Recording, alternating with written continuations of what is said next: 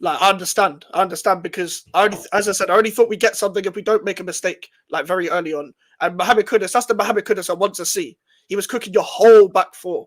And to be honest, what impressed me more was his strength again. I want to see Kudus be strong and just take the games by the scruff of the neck, because Gabriel was trying to outstrength him. He was holding off Gabriel. He's meant to be one of the most strongest centre-backs in the league. Kudus was actually out-muscling him. He was getting away from Declan Rice. Very strong player. Saliba, I didn't see Saliba all game like doing anything of note when it comes to defensive wise. Very overrated, heavily overrated by your fan base. Whenever it's a big test, I don't see him. I don't see Gabriel. I don't see your big players rise in the big occasions. But to be fair to Kudus, that's the Kudus I want to see. That's the reason why I've been criticizing him week in, week out, because I ain't seen this in a very long time. I ain't seen this at all this season. So when we actually have more space, he's actually better on a transition. When we actually have the ball a lot more, he doesn't really show much in the Prem. He shows a lot more in the lower leagues when he's in possession, but that might be his level when it comes to playing in possession-based teams. In the Premier League, he might just be a transition player, and I think he showed that yesterday, because he took on your whole back four, took on your whole midfield. You meant like Partey and Rice are technically 2 sixes in that midfield. No one was winning the ball back. That's the six's job. No one was winning the ball, and we had a midfield of Ward-Prowse, Souček, and Alvarez. The only creativity that was going to come from was the wing-backs, Scholes and Wan-Bissaka. Paquetá wasn't there. As bad as Paquetá's been, he would have been our creative player. Soler was on the bench, another creative player. He was on the bench. We didn't have any creative players. We just hit you on a transition. We just ran into space, tried to finish, and that's all we had to do. That's all we had to do. And hopefully this is, you like to think that hopefully this is like an awakening point for your fan base, but your fan base is too far gone. Your fan base is too far gone. They've just gone quiet. Your fan base is so dejected. I haven't even heard them talk about the referees. I haven't even heard them make an excuse about the red card. Usually, I thought I would hear something about the referees, about everyone's against Arsenal and all that. You know, Arsenal, everyone against everyone, like sort of thing. Like the whole mentality of the refs are against us. I haven't even heard that. Your fan base have run out of excuses. It's done. The title race has been done. But for me, I understand why people are like, okay, it's not over till it's over. But let's be honest, it's over. It's over. Regardless of what happens today against City and Liverpool, it's over. Because this is the thing. Your fan base said 3-1, 4-1. I was seeing the AFTV predictions. I was like, all right, cool. I said 2-0, fair enough. But I saw all them predictions, like, not one of them is going to come correct if all of them are predicting that. I can't lie. I know you're meant to beat us, but you're meant to beat us last year. We're actually worse off this season, technically.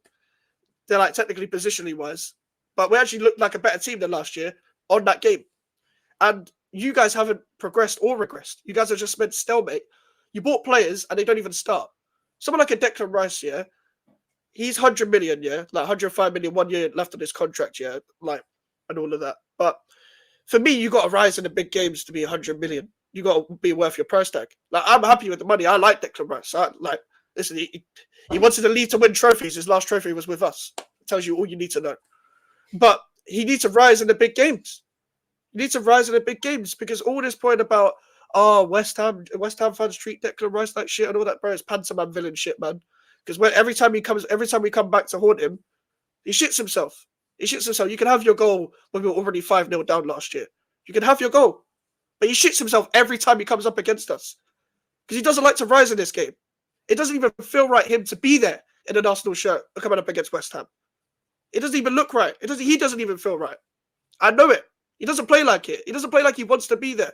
It's like a fish out of water in the 8th position. So I need to know, where is this 100 million Declan Rice? Can we give you more money? Where was he yesterday? Where was the best youngsters in the Premier League yesterday? Where was Marino? They're calling him Maraldo, R9 and all that. Where was he yesterday? Where's the best centre-back partnership in the world yesterday? Better than Rudiger. You know, the combined 11 with Real Madrid. Everyone's seen that Gal video. Odegaard better than Modric. Where was better than Modric yesterday?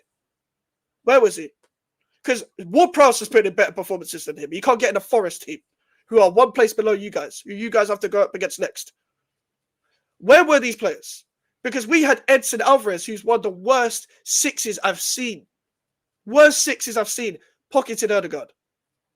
And this is the thing. People like you and people in the chat already know where your club is.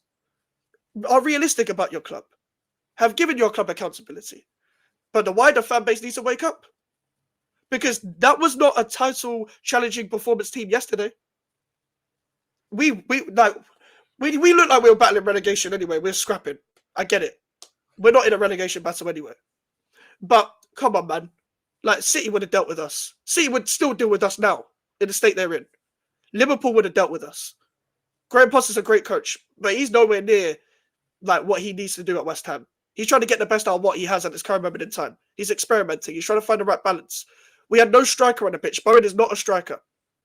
But he was probably the best striker on the pitch. Ferguson's on the bench. Ferguson ain't even that good. Let's be real. It's not that good of a signing. But we signed someone, I guess. We barely had anyone on the bench either. Ollie Scholes is not a senior player. That's his first start in the Premier League, and he got man of the match. He was man of the match against all the players on the pitch. There's not one player for West Ham I can say that played badly, but there's not one player for Arsenal that I can say that turned up. Who turned up? Ryan didn't turn up. Why? Like, for the Lewis Skelly thing, why was Ryan so high up the pitch? You're dropping in between the center. You're dropping in between the fullbacks and the defenders, trying to receive the ball as like a midfielder. Why? I've never seen a goalkeeper that high up the pitch apart from Neuer. I don't know why he's so high up the pitch. It's a joke, bro. But he's been doing nonsense, bro. He's been doing nonsense, whether it's kicking out from the back and putting us under pressure, whether it's even, did you see the way he tried to claim the ball as well? You almost lost it. Yeah, bro, he dropped it, bro. Doing, bro. Like, bro, I'm just so tired of it, man. I'm tired of the nonsense. And you know what, yeah? This is the thing I've always said about this manager. When things go sideways, yeah, a manager earns his money in terms of in-game management and correcting what he's done wrong. If your game plan, which our game plan was wrong from the get-go, change it. He doesn't change it. And what do I mean by that? You can see that Calafiori is going forward. Play him in an attacking area, move him further up the pitch. He's occupying that left wing space anyway, so you might as well play him there. You might as well. Odegaard's not creating anything, so put Ethan. He's way more direct. Odegaard gets nullified. As soon as he goes up against a defender or two, he doesn't know what to do. And then he second guesses himself. Not only is his passing either under hit or over hit, he second guesses himself. It's like he's stuttering, bro. The guy looks like I don't know, bro. It's like he's got the shits, bro. It's like this guy's got diarrhea, bro. It's like it's just randomly when's it gonna release, bro? You know what I mean? Leg into the toilet. He's constipated. I've never seen a number 10 that plays constipated like this guy, bro. That real talk, bro. Yeah, he ducks out of games, bro. You don't want it. Nappies, bro. That's what he needs, bro. He's a joker. Yeah, I'm saying, even my granddad ain't got an old people nappy, bro. I'm tired of Odegaard, man. He's so jarring. And this is what I mean. This is why he's not world class, because he only perform when games going for him. Declan Rice, this wasn't a game. When you're 1-0 down, take off one of the DMs. You could probably keep Partey because Partey still has that passing range and he can start a counter attack. Play Zinchenko next to Partey because Zinchenko wants to go forward. He can actually pick a pass. So take Declan Rice off. We're chasing the game. Do you know what I mean? Put on the players that are affecting the game. Tell Trossard, listen, if you're going to keep crossing the ball, Moreno, you need to be more central. You need to get ahead to it. There was times where we were finding Moreno and the cross was overhit and he just couldn't get to him. And it's like, bro, you nullified us all to just spamming crosses in the box. When this fan base told me, when these fiddles that puta told me, oh, we're set piece FC, oh, we're going to do dark hearts, oh, we're going to spread the goals around, oh, players can do a job. Really? Look at Sterling, bro. Look at Sterling.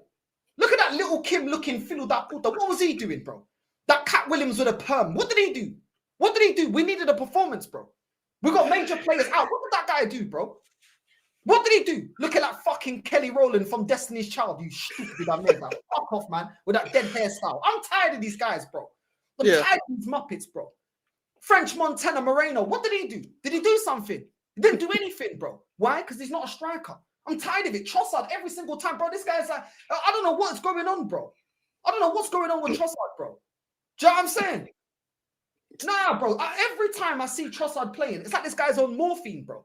It's like the guy's on morphine in intensive care. Bro, get him off the pitch. If you're not up for it, get off the pitch, feel that. I'm tired of it, bro. It's the same old shit all the time. Fury, oh, because of his hair, or because of his long hair. Look at that Billy Iris. Bro, fuck off, man. Fuck off. I'm tired of this, man. Look at the Kardashians. Bro, that's what he is. They like him because he looks like one of the Kardashians, bro. Yeah, he looks like a Kardashian, bro. Do you know what I'm saying? Look at that Kendall Jenner. Fuck off, man. Defend, you stupid da merda. This guy, I've been saying since he come to the club, this guy is rubbish. You want VZ, but nobody wants to listen because, oh, you're being negative. You're being negative. Now shut up, man.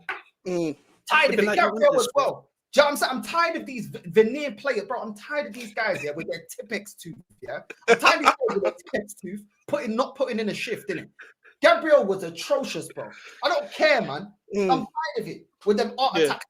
Nah, get out of here, man. Get out of it. Rubbish. Absolutely rubbish. Odegaard as well. I'm tired of this guy, bro. Looks like Fergie from the Black Eyed Peas, bro. This guy looking like a full-time lesbian, bro. Looking like, no, it's true, bro. It's true. Looking like Ellen DeGeneres, bro. I'm tired of this guy, bro. I'm tired of this guy. This Nick Carter from Backstreet Boy looking pussy. Yeah? Fuck off back to Real Sociedad, bro. Fuck off, man. I'm tired of these guys, bro. Tired of these rubbish, bro. Do you know what I'm saying? I ain't gonna cuss Ethan. There's not Ethan's fault, innit? Thomas Partey, I told you, he's Kelechi from AFTV with a pot belly. It's done out here for him now. It's done now. All he has in that stomach, bro, is just a pot beer belly, bro. Looking like an air balloon. Do you know what I'm saying? Get out. I'm tired of all of them. I'm tired of this manager. This manager look absolutely lost. I am not a manager, yeah? How can I work out how to make that team more effective? Where to move players in that game to make it a better attacking team? It's a joke, man. An absolute joke. We're in this position because because this fan base always want to hype up players that aren't good enough. They hyped up Havertz when we got him. Now you can see, I don't care about the injury. Even if he was available. Before injuries, he wasn't doing anything. Jesus has been injury prone for the last 2 seasons. We didn't go out there and get a clinical goal scorer, and you man justified it in the summer. Then in January, you wanted a clinical goal scorer and then said, oh, but we ain't got no money. It's the owners. It's the owners. Fuck off. The owners gave him 800 M's. The way you spend it is on you.